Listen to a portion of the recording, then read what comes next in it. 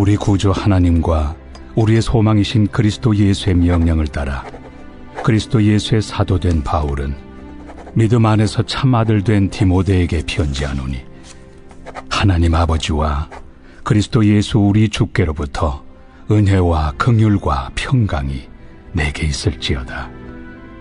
내가 마게도냐로 갈 때 너를 권하여 에베소에 머물라 한 것은 어떤 사람들을 명하여 다른 교훈을 가르치지 말며 신화와 끝없는 족보에 몰두하지 말게 하려 함이라. 이런 것은 믿음 안에 있는 하나님의 경륜을 이룸보다 도리어 변론을 내는 것이라. 이 교훈의 목적은 청결한 마음과 선한 양심과 거짓이 없는 믿음에서 나오는 사랑이거늘 사람들이 이에서 벗어나 헛된 말에 빠져 율법의 선생이 되려 하나 자기가 말하는 것이나 자기가 확증하는 것도 깨닫지 못하는도다. 그러나 율법은 사람이 그것을 적법하게만 쓰면 선한 것임을 우리는 아노라. 알 것은 이것이니 율법은 옳은 사람을 위하여 세운 것이 아니요 오직 불법한 자와 복종하지 아니하는 자와 경건하지 아니한 자와 죄인과 거룩하지 아니한 자와 망령된 자와 아버지를 죽이는 자와 어머니를 죽이는 자와 살인하는 자며 음행하는 자와 남색하는 자와 인신매매를 하는 자와 거짓말하는 자와 거짓 맹세하는 자와 기타 바른 교훈을 거스르는 자를 위함이니, 이 교훈은 내게 맡기신 바 복되신 하나님의 영광의 복음을 따름이니라. 나를 능하게 하신 그리스도 예수 우리 주께 내가 감사함은 나를 충성되이 여겨 내게 직분을 맡기심이니, 내가 전에는 비방자요 박해자요 폭행자였으나 도리어 긍휼을 입은 것은 내가 믿지 아니할 때 알지 못하고 행하였습니다. 우리 주의 은혜가 그리스도 예수 안에 있는 믿음과 사랑과 함께 넘치도록 풍성하였도다. 미쁘다 모든 사람이 받을 만한 이 말이여, 그리스도 예수께서 죄인을 구원하시려고 세상에 임하셨다 하였도다. 죄인 중에 내가 괴순이라. 그러나 내가 긍휼을 입은 까닭은 예수 그리스도께서 내게 먼저 일체 오래 참으심을 보이사 후에 주를 믿어 영생 얻는 자들에게 본이 되게 하려 하심이라. 영원하신 왕, 곧 썩지 아니하고 보이지 아니하고 홀로 하나이신 하나님께 존귀와 영광이 영원 무궁하도록 있을지어다. 아멘.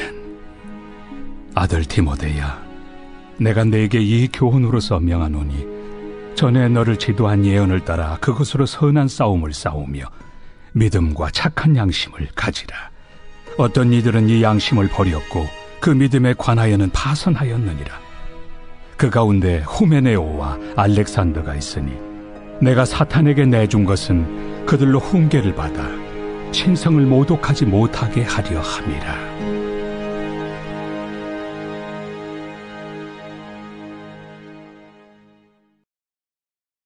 오늘부터 함께 묵상하게 될 디모데 전서, 후서와 디도서는 바울의 목회 서신으로서 사도 바울이 디모데와 디도에게 교회를 지도하고 다스리는 데 요구되는 목회 지침을 주기 위해 기록한 서신들입니다.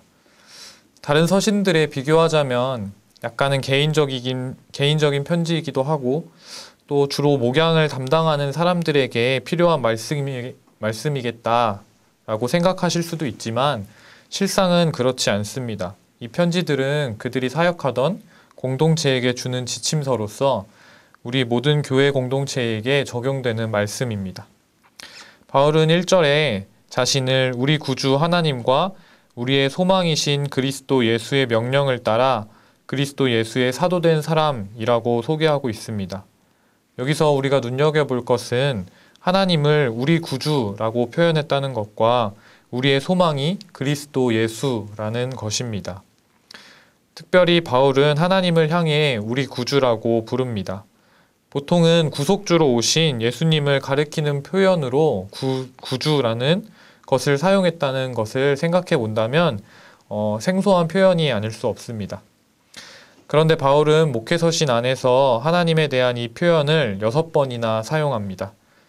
예수 그리스도께서 우리 죄를 대신 지시고 십자가에서 죽으시려고 세상에 오셨지만 세상을 사랑하셔서 독생자를 내어주신 하나님 역시 우리의 구주로 불릴 수 있다는 것입니다. 이는 하나님께서 삼위의 완전함 가운데 우리의 구원을 이루셨음을 보여주고 있습니다. 당시의 헬라어로 소테르, 구주라는 표현은 재정 후원자 또는 로마의 황제 네로에게 사용했던 표현입니다. 바울은 하나님을 구주라고 고백함으로써 참된 구세주가 누구인지 그 교회의 공동체에게 상기시키는 것입니다. 어떤 인간의 지도자도 아니고 하나님 자신이 아들 예수 그리스도를 통해 우리의 구주가 되신다는 사실을 생각하게 만드는 것입니다. 바울은 또 그리스도 예수를 우리의 소망이라고 말합니다. 그렇다면 왜 예수가 우리의 소망이 되는 것일까요? 소망의 사전적 의미는 어떤 일을 바람 또는 그 바라는 것을 말합니다. 즉, 이후에 이루어질 그리고 바라는 어떤 가능성에 대한 이야기입니다. 그런데 성경에서 말하고 있는 소망은 아주 많이 다르다고 생각이 됩니다. 사도행전 23장 6절에서 바울은 자신이 신문 만든 이유를 죽은 자의 소망, 곧 부활 때문이라고 선언합니다. 그리고 로마서 8장 21절에는 그 바라는 것, 소망은 피조물도 썩어짐의 종노릇한 데서 해방되어 하나님의 자녀들의 영광의 자유에 이르는 것이라고 말합니다. 즉, 믿는 자들의 소망은 영원한 생명, 곧 부활을 말하는 것입니다. 그리고 이 부활은 어떤 일말의 가능성이 아니라 예수 그리스도라는 확실성 안에 있다고 바울은 선언한 것입니다. 우리의 소망은 예수 그리스도 안에 있음을 우리가 함께 기억했으면 좋겠습니다. 그는 우리의 믿음의 구체적 대상이시고 우리의 영원한 생명의 기초이십니다. 그리스도 안에 소망을 둘 때 우리는 희미한 가능성으로 살아가는 사람들이 아니라 진정으로 확실한 부활, 그 생명 가운데 생명을 얻은 사람으로 살아가게 되는 것입니다. 바울은 1절에 이 짧은 인사말을 통해서 그가 에베소 교회에서 가르쳤던 3년 동안 전했던 가르침을 응축해서 설명하고 있는 것입니다. 지금 에베소 교회에는 이 편지의 1차 수신자인 디모데가 목양 사역을 감당하고 있었습니다. 믿음 안에 참 아들 된 디모데라고 표현할 만큼 디모데에 대한 바울의 애정은 각별했습니다. 그런데 바울이 마게도냐로 떠나면서 디모데와 동행하지 않고 그를 에베소에 머물 것을 그에게 권면했습니다. 3년 가까운 시간 동안 에베소를 섬겼지만 다른 곳으로 떠나게 되면서 그 교회에 염려되는 부분이 있었기 때문입니다. 사도행전 20장 29절과 30절 말씀에 이렇게 설명하고 있습니다. 내가 떠난 후에 사나운 이리가 여러분에게 들어와서 그 양떼를 아끼지 아니하며 또한 여러분 중에서도 제자들을 끌어 자기를 따르게 하려고 어그러진 말을 하는 사람들이 일어날 줄을 내가 아노라. 곧 적그리스도들에 대한 그리고 율법주의자들에 대한 경고를 말하고 있는 것입니다. 에베소는 상업과 교통의 중심지로서 전통적으로 지식을 숭상하는 분위기와 새로운 것들을 자꾸 추구하게 되는 문화적인 특징을 가진 도시였습니다. 이러한 특징들 때문에 바울은 에베소를 떠나면서 염려하는 것이 너무 많았던 것이죠. 자신이 떠나게 되면 앞으로 유입될 많은 다른 복음들, 이 성도들을 유혹하고 그들의 믿음을 흔들어 놓게 될 것을 알았기 때문입니다. 그래서 바울은 자신의 제자였던 디모데를 남기기로 결정합니다. 디모데가 자신이 염려하는 바를 잘 지켜낼 수 있다고 판단하기 때문입니다. 즉, 디모데는 바른 복음에 대한 정확한 이해로 에베소 성도들을 잘 이끌 것이라고 생각했던 것입니다. 그런데 문제가 한 가지 있었습니다. 디모데가 아직 어리고 약한 사람이었다는 것입니다. 4장 12절에서 디모데를 이렇게 바울은 묘사합니다. 누구든지 내 연소함을 업신여기지 못하게 하고, 또 5장 23절에는 디모데의 육신의 연약함이 잘 나타나 있습니다. 이제부터는 물만 마시지 말고 내 위장과 자주 나는 병을 위하여는 포도주를 조금씩 쓰라 라고 디모데의 연약함을 잘 드러내고 있습니다.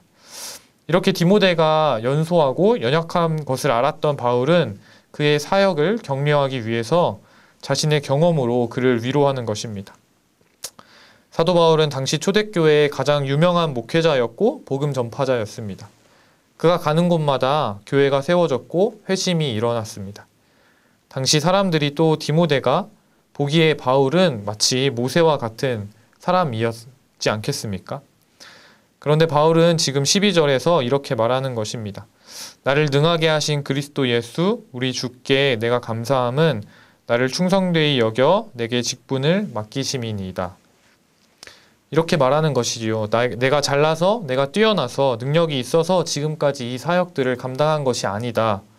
디모데야, 나는 무능하고 자격 없는 죄인 중에 괴수임에도 불구하고 나를 능하게 하신 분이 바로 예수님, 그리스도 예수시다 라고 지금 말하고 있는 것입니다. 여기서 나를 능하게 하셨다는 표현은 내가 가지고 있던 어떤 것들 중에 나에게 무엇을 더하여 주셨다는 뜻이 아닙니다. 아무것도 없는 가운데 누군가가 나에게 부어주시고 채워주셨다는 말이죠. 사도 바울은 자신이 누구인지 정확하게 알고 있는 사람이었습니다. 자신을 죄인 중에 괴수라고 선언하는 사람이었습니다. 그리고 아들 같은 후임자 디모데에게 이렇게 말하고 있습니다. 디모데야, 두려워하지 말고 놀라지 말렴. 내가 무슨 대단한 사람이어서 이 일들을 감당한 것이 아니란다. 나는 전에 비방자였고 박해자였고 폭행자였다.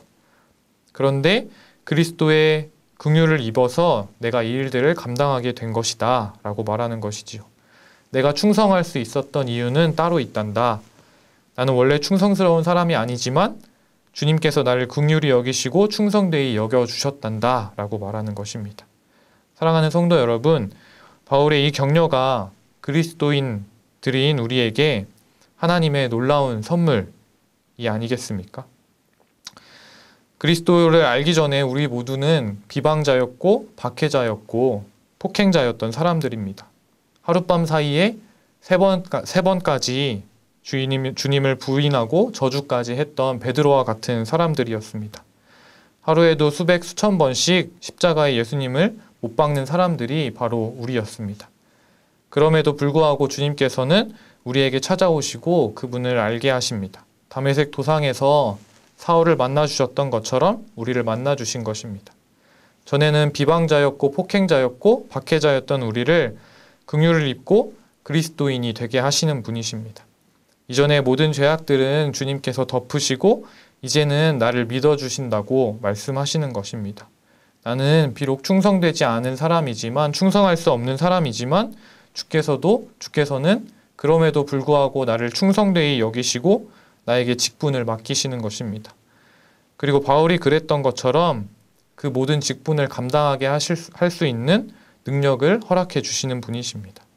사랑하는 서울 홍성교회 성도 여러분, 이 바울의 자기 고백이 담긴 격려가 우리의 삶의 고백이 되기를 간절히 소망합니다.